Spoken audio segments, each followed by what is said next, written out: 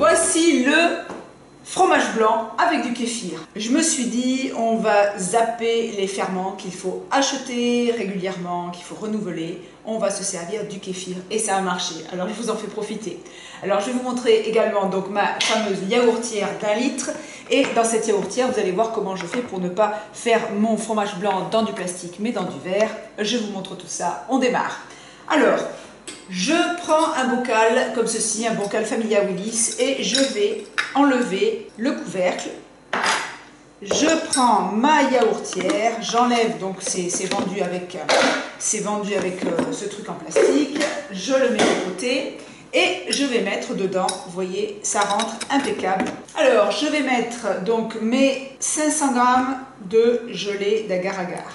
Je coupe en petits morceaux mes 500 g de gelée. Je rajoute mes 120 g de purée d'amande. Je mets 20 g de grains de kéfir que j'ai récupéré, donc qui étaient dans mon frigo. Je les ai bien rincés et je mets tout ça dedans. Et donc je vais rajouter le complément en eau. Il me manque 360 ml d'eau pour aller à 1 litre. Alors ça, je vais le rajouter en 2 fois. J'en mets une première partie, voilà, et je vais aller blender et je reviens pour mettre le reste. Voilà, c'est bien lisse. Je mets le reste de mon eau et je repars un petit coup au blender. Maintenant, il ne me reste plus qu'à remplir ma yaourtière. Hop là. Voilà donc ma yaourtière d'1 litre qui est pleine. J'ai plus qu'à mettre le petit couvercle. Je mets ça comme ça. Je mets le couvercle.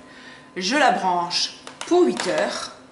Et on se retrouve donc 8 heures plus tard. Voilà, notre yaourt a donc passé 8 heures dans la yaourtière.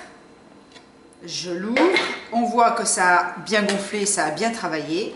Je le sors de ma yaourtière. Donc on voit que ça a fait, des petites bulles et parfois il y a donc un petit peu d'eau au fond. Alors moi je prends un fouet et puis je remue mon yaourt. Donc là c'est un yaourt nature. Hein. Je goûte, ça ne pique pas du tout. Je remets mon couvercle, je ferme, je mets la date dessus, 26,05 et je marque kéfir yogourt.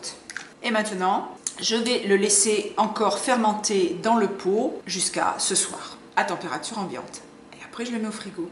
J'ai fait un yaourt nature parce que ça me permet de le rentrer dans la préparation, dans des préparations sucrées ou salées. Donc maintenant, je ne fais plus de yaourt sucré, je les fais tout le temps nature. Je vous dis au revoir et à bientôt.